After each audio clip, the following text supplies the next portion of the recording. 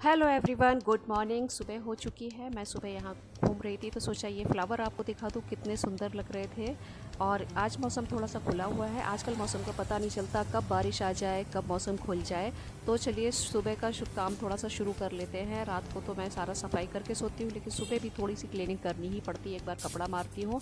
आजकल मानसून के मौसम में कीड़े मकोड़े चल जाते हैं, तो इसलिए एक बार साफ़ कर लेना ठीक होता है। रात का दूध फट गया था और यहाँ सुबह का दूध जो फ्रेश आया है उसे मैंने गर्म होने के लिए रख दिया है। और चाय बनानी है अभी, तो चाय मेरी नहीं बनी है, दूध गर्म कर लेने के बाद बनाऊंगी। और बाकी थोड़े थोड़े करके जो भी काम करूंगी आप लोग के साथ शेयर करने वाली हूँ।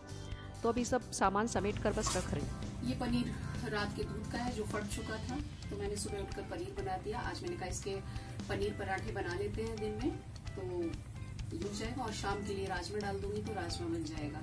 उसके पहले मैंने ये दूध गर्म होने रख दिया है, क्योंकि दूध बाहर पड़ा रहता है। मेरा फ्रिज खराब हो चुका है और इस टाइम में किसी को मैं ठीक करने भी घर में नहीं बुला रही हूँ। जो रिपेयरिंग करने वाले होते हैं, कौन है किस तरह से आएंगे, तो मैंने लगभग उसको अभी ऐसे ही छोड़ा हुआ है। फ्रिज का कुछ भी मैं नहीं करा रही हूँ। मैं खाना वगैरह सब उतना ही लेने की आइडिया ना है, तो मेरी यहाँ वहाँ पड़ी रहती है, कई बार आपको दिख जाएगी। किचन में मैंने इसमें बास्केट में भी डाला हुआ है। अभी जैसे टमाटर, ये अदरक, मिर्च वगैरह सब कुछ मेरा नीचे ही पड़ा रहता है।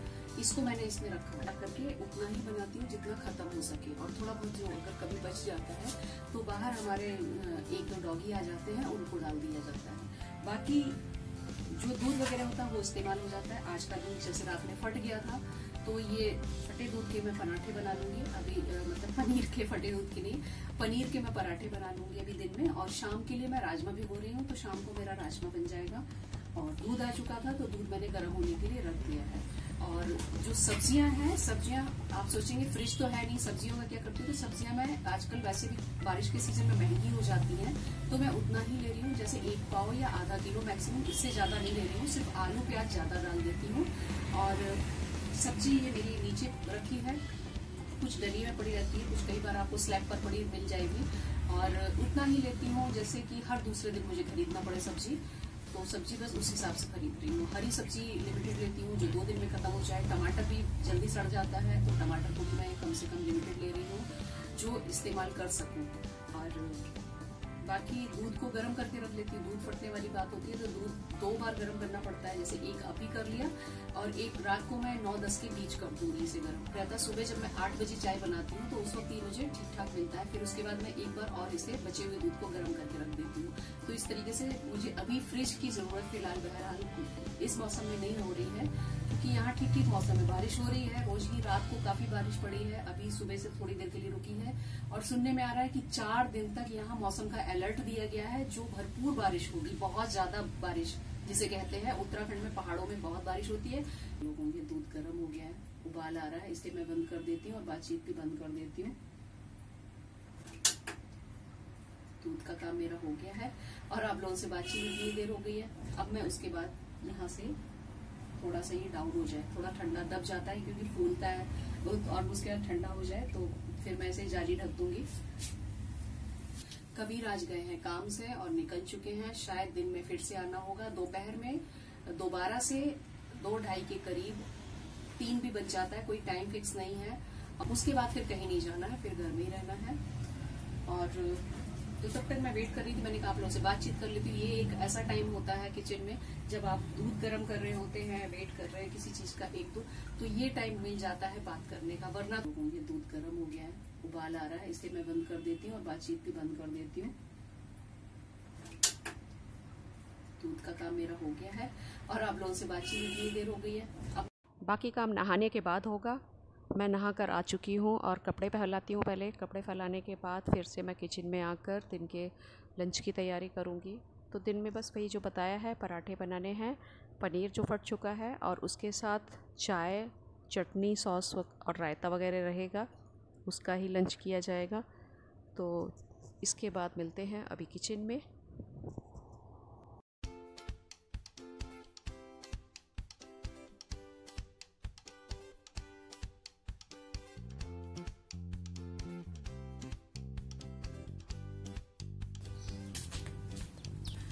मैं फटाफट से पहले अभी नहा कर आई हूँ। सीधे सबसे पहले मैं पनीर जो फट गया था उसके पराठे बनाने जा रही हूँ, क्योंकि कुछ कंघी वगैरह मैंने अभी कुछ नहीं किया है, करने का टाइम ही नहीं मिला है। और कबीर आ जाएंगे तो उनके लिए फ्रिज में बनाकर रखना जरूरी है, या फिर जब तक रहेंगे कम से कम बनना शुरू हो चुका है। इतनी तो तैयारी करनी है, तो इसलिए मैं सारा काम छोड़कर पहले आ गई हूँ, क्योंकि सबसे पहले मैं यहाँ पर पराठे के लिए आटा पहले से बनाकर रख देते हैं, तो ये थोड़ा सा सॉफ्ट हो जाता है, अच्छा फूलता है। तो मैं पहले से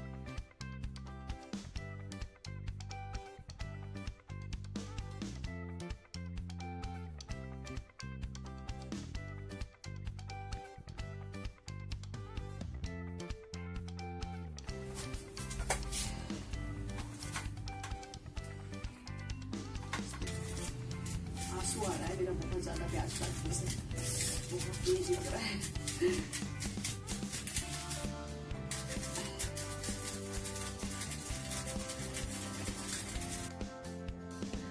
प्याज मेरा कट चुका है, इसमें मैंने 2-3 हरी मिर्च मिला दी है। हरा धनिया मेरे पास था नहीं, वरना वो भी मिला देती है। और थोड़ा सा नमक मिला दूंगी, तो क्योंकि पानी छोड़ता है ये प्याज, काफ़ी पानी छोड़ेगा।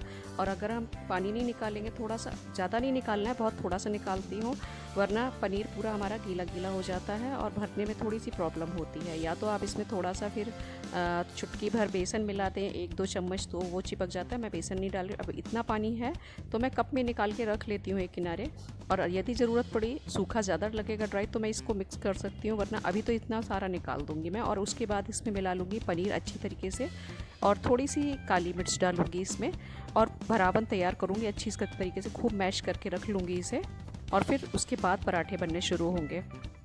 तो यहाँ पर पानी हटाने के बाद मैंने जो पनीर था हमारा अच्छी तरीके से इसमें खूब मैश कर लिया है। नमक और काली मिर्च, नमक थोड़ा सा और डालना पड़ा पानी निकालने के बाद, तो क्योंकि नमक आटे के साथ कम लगने लगता, तो इसलिए थोड़ा सा और मिलाया है। तो इस तरीके से अगर आपको लगता है कि पानी आपने निकाल दिया है, तो उसके बाद थोड़ा सा नमक ज़रूर डालिए, ताकि टेस्ट बिगड़ने ना पाए। अब मैं बना रही हूँ पराठे। आटे में से मैंने एक पेड़े जैसा काट लिया है, इस तरीके से थोड़ा सा उसका गोला बनाऊंगी ऐसे, और उसमें भरावन सेंटर में भरूंगी 2 से 2.5 चम्मच, जितना आसानी से उसमें आ सके, इतना ज़्यादा नहीं कि फिर वो बंद करने में प्रॉब्लम हो। इस तरह चुन्नट डालते हुए, किनारी के प्लेट्स डालते हुए पकड़ के बंद कर दूँगी, और जो सेंटर में एक्स्ट्रा आता है घुमाकर आटा, वो थोड़ा सा मैं हटा देती हूँ। फिर इसको तेज बेलन से नहीं बेलना होता है, हल्के हाथों से इस तरह से टैप टैप करना होता है चकले के ऊपर, तो काफ़ी हो जाता है, ये फैल जाता है। फिर उसके बाद बहुत हल्का सा बेलन बस चारों तरफ से चलाइए, और बन जाता है आपका पराठा। और बस ये इसमें डाल दीजिए। मैंने तवे के ऊपर थोड़ा सा तेल पहले से लगा दिया था, ताकि ये नीचे से चिपक कर उसमें लेयर एक चिपक जाती है, तो वो ना होने पाए, तो तेल मैंने लगा दिया है। अब मैं दूसरा प्रिपेयर कर रही हूँ यहाँ पर। उसी तरीके से सेम एक लड्डू के बराबर एक आटे का गोला लिया है मैंने, फिर उसमें भरावन भर रही हूँ। और यहाँ पर मेरी आवाज़ कम हो गई थी, इसलिए मैंने आवाज़ बाद में करी है। और ये इस तरीके से फिर से आपने बना लिया, और टैप टैप करके उसी तरीके से इसको थोड़ा सा हाथ से फैलाना होता है, इसकी जो भरा हुआ पेड़ा होता है। और ये इधर हमारा तब तक देखिए फूल गया है, पराठा बिल्कुल सिक गया है। इस तरीके से खूब फूले फूले पराठे बन जाते हैं, अगर आप थोड़ा सा सॉफ्ट आटा लगाकर पहले से रख देते हैं। और ये मैं दूसरा बेलूँगी अब पराठा इसके साथ साथ, और इसे तेज़ आंच पर नहीं सेक रही हूँ, सिम पर ही सेक रही हूँ, ताकि ये बिल्कुल जब इसमें लाल चकत्ती होती है, जलने ना पाएँ, तब ये खाने बहुत अच्छे लगते हैं। और पनीर पराठे का प्याज के साथ जो खुशबू आती है, वो मुझे बहुत पसंद आती है। तो ये खुशबू बस ले रही हूँ और बातें करती जा रही हूँ। तो ये है पनीर पराठे की तैयारी। अभी तक इतना बन जाएंगे कि हाँ, आसानी से जो मुझे जल्दबाजी लग रही थी पराठे बनाने की, वो मेरी टाइमली बनकर तैयार हो जाएंगे। और इसके साथ मैं सिर्फ चाय बना रही हूँ और दही रहेगा, क्योंकि मेरे घर में सभी पराठे के साथ अलग अलग चॉइस रखते हैं। कभी किसी दिन चाय हो जाती है, किसी दिन चटनी हो जाती है। अब जैसे ये लक्ष्य आ चुका है, बीच में हाथ दे रहा है, तो उसने कहा है कि मुझे रायता नहीं चाहिए, मैं सॉस से खाऊंगा और चाय दे देना। और कभी रहेंगे तो हाथ के हाथ में थोड़ा सा रायता बना लूँगी, अगर उन्होंने कहा। और कभी कभी रायता चल जाता है, तो इसलिए मैंने आप लोगों को रायता भी बता दिया था। तो हमेशा पहले से जो आप प्लान करके रखते हैं, मेरे घर में ऐसा नहीं हो पाता है। हमेशा टाइम पर सारी प्लानिंग खाने की चेंज हो जाती है, कुछ सोचती हूँ और खाने में कुछ हो जाता है। तो बस ये अपना अभी बात करने आ गया है इस वक्त बीच में। अभी यही बता रहा कि मैं इसके साथ क्या लूँगा, क्या खाऊँगा। और ये मेरे वीडियो में नहीं आता है, अभी दूर ही रहता है, बोलता है कि मुझे मत दिखाना वीडियो में, तो मैं आप लोगों को नहीं दिखा पाती हूँ। कबीर को तो मैंने दिखा भी दिया है, लेकिन लक्ष्य नहीं आता मेरे कैमरे में, शर्माता है, अभी दूर रहकर करता है। तो चलिए, यहाँ पर काम हो चुका है मेरा। अब मैं उसके पराठे बनाने के बाद यहाँ कर रही हूँ क्लीनिंग गैस की। स्लैब की। और ये मैं दिन में डेली का रूटीन होता है, खाना बनाने के बाद पूरा रसोई फिर से साफ़ कर देती हूँ दिन में, ताकि शाम के खाने के वक्त मुझे पूरा क्लीन मिले, यहाँ पर सफाई मिले। तो एक बार मैंने सुबह किया था, अब मैं दोपहर में कर रही हूँ। और इसके साथ ही यहाँ पर जो सिंक है, एक चीज़ फिर से धो डालूँगी पूरा। सिर्फ जो फर्श है उसे नहीं धोती, उसे मैं रात में साफ़ करती हूँ, धोती हूँ, और ये सुबह में पूरा सूखा मिलता है। और गैस जो है सुबह सिर्फ कपड़ा मारती हूँ, यहाँ पर पोंछती हूँ, दिन में पूरी तरीके से धोती हूँ अच्छी तरीके से। इसे स्लैब को भी पूरा धोती हूँ, पूरे बर्तन धोकर रख जाऊँगी। शाम की चाय के वक्त मुझे पूरा सूखा मिलता है किचन, तो अच्छा लगता है, फैला हुआ नहीं मिलता, मुझे गंदगी नहीं पसंद है और आसानी से ये हो जाता है। जब तक ये सारा कुछ मैं अंदर रख कर आऊँगी डाइनिंग टेबल पर खाना, तब तक ये सब कुछ इधर हो ही जाएगा। और अभी टाइम है करीब आधा घंटा सबके खाने में, तो मेरा काम तब तक इधर निपट चुका होता है। फिर खाने के बर्तन रह जाएंगे, उनको मैं खाना निपट जाने के बाद फिर से हाथ लगा देती हूँ, तो फिर वो धो के निकाल देती हूँ और उनको यहाँ स्लैब पर रख जाती हूँ सूखने के लिए। फिर शाम को सूखे बर्तन स्टैंड में लगा देती हूँ। तो अभी सिर्फ जो खाना मैंने बनाया है, जैसे तवा है और ये आटा गूंथने के बर्तन थे, कुछ कटोरियाँ गिलास पड़े थे पहले की चाय के, वो सारे इकट्ठे हो चुके हैं। तो और प्याज के बर्तन थे जो मैंने प्याज काटा, तो इन सबको बस अभी धोना है मुझे, सब कुछ निकाल दूँगी। सिर्फ खाने के बर्तन रहेंगे, उनको मैं बाद में धोकर, ये साफ़ मिल जाएगा किचन मुझे, धोकर रख जाऊँगी, जो शाम तक सूख जाते हैं। तो चलिए फ़िलहाल तो अभी मैं इन बर्तन को धो लेती हूँ।